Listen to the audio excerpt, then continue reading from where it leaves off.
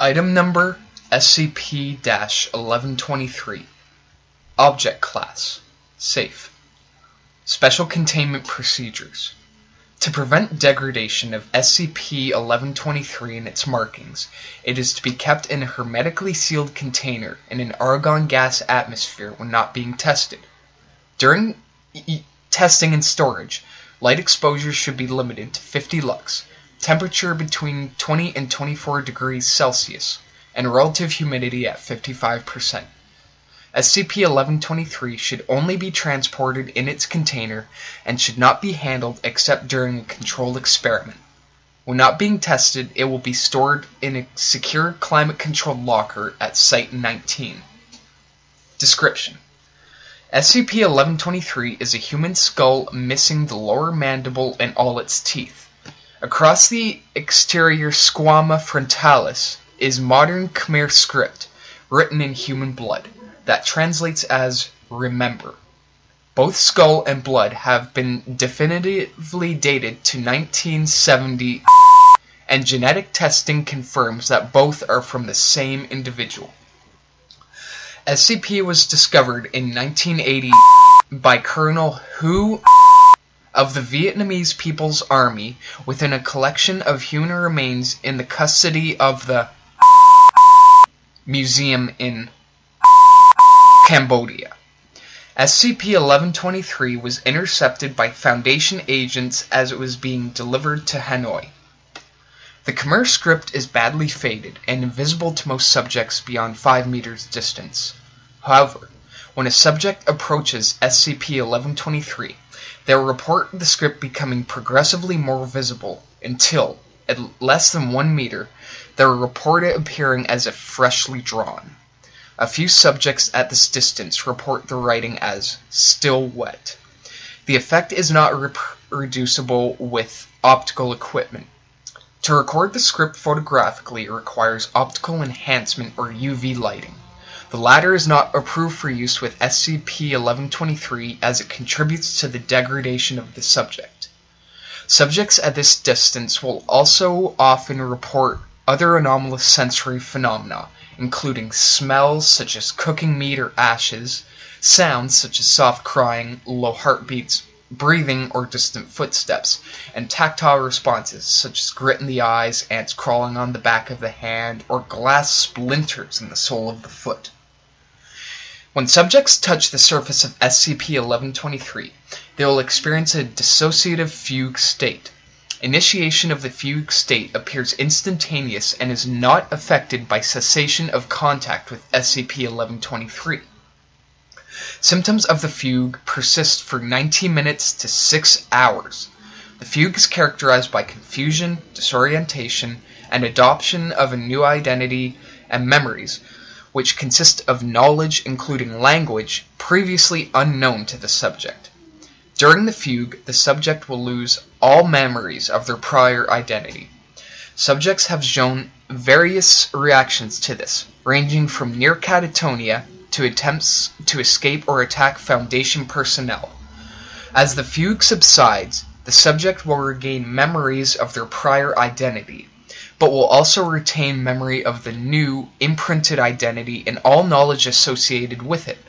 Subjects have said that it was as if they lived an entire other life as some other person, in the period between touching SCP-1123 and recovering from the fugue.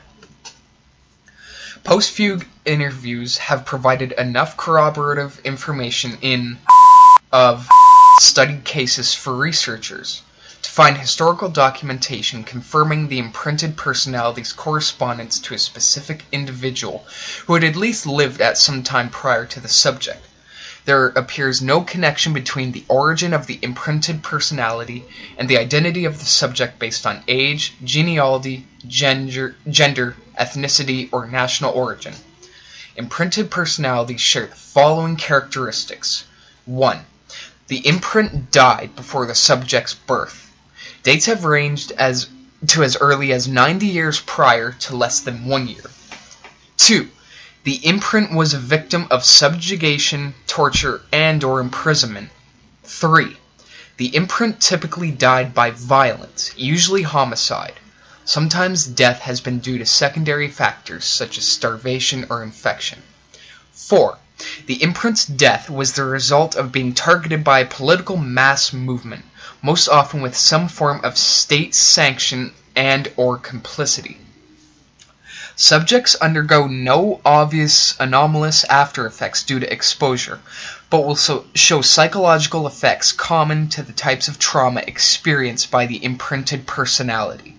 Grief, survivor's guilt, and depression are typical. Suicidal ideation is rare, but has occurred in a small fraction of cases. It should be noted that in treatment of these after effects, use of amnesiacs has not shown any psychological benefit, and has often proven to be harmful. So this is kind of my breakthrough SCP. I'd seen some YouTubers doing SCP readings, and I got pretty inspired by that. And then I saw this one, and I wondered, I wonder if anyone's done a reading of this. I couldn't find any. And then I'm like, holy fuck, I have to do a reading of this, because, like, even though I've never really, known anybody involved in, genocide or atrocities, etc., it just, I don't know, it kind of hits me on a personal level, because it's something that, I feel strongly about. Obviously, I think everyone should feel strongly about it. Because, that would be one of my worst fears, to be, caught up in some atrocious genocide or whatever, with state sanction. Being tortured, experimented on, things like that,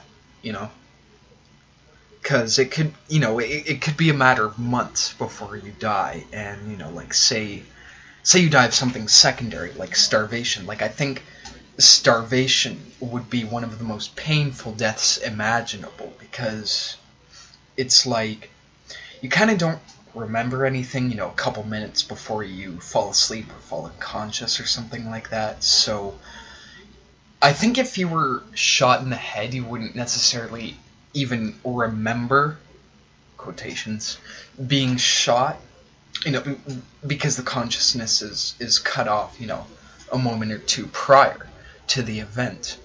But dying of starvation takes weeks.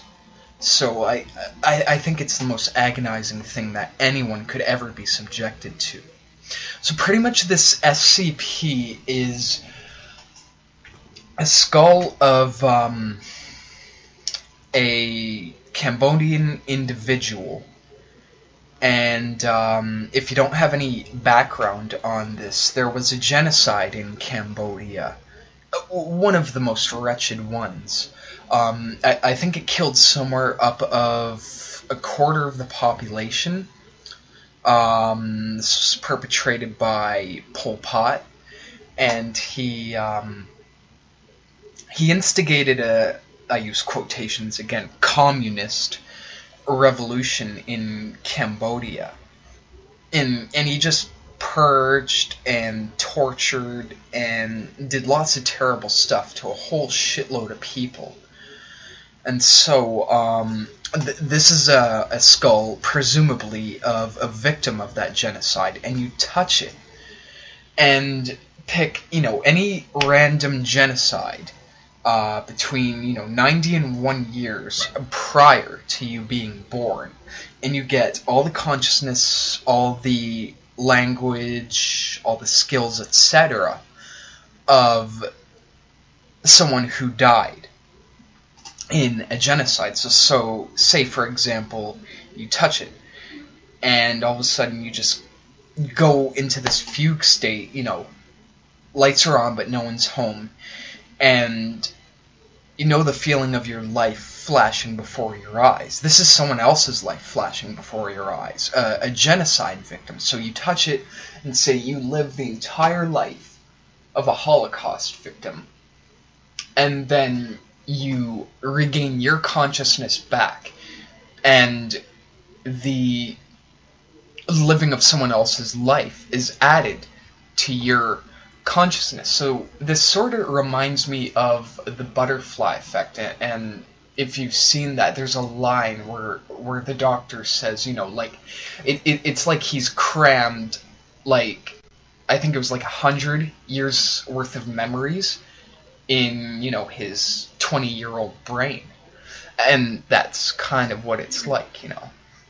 So effectively, you know, if you're 20 years old and, you know, you get the memories of like a 60-year-old genocide victim, you will have 80 years of memories crammed in your 20-year-old brain.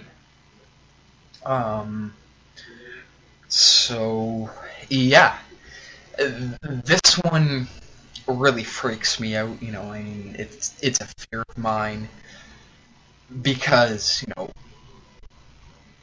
I'd kind of be one of the first ones to be purged if there was some sort of purge like that. You know, I'm very left-leaning views. Well, not left-leaning. I'm pretty far left. You know, so I could see this happening to myself, which is why it hits me like that. I hope you enjoy. This is my very first SCP reading, and please, constructive criticism is 110% encouraged. Please tell me what I can improve on. If my fluency sucks, you know, if there's anything that can be done to enhance the experience for you, the audience, the listener. Thank you so much for listening, and we'll see you next time.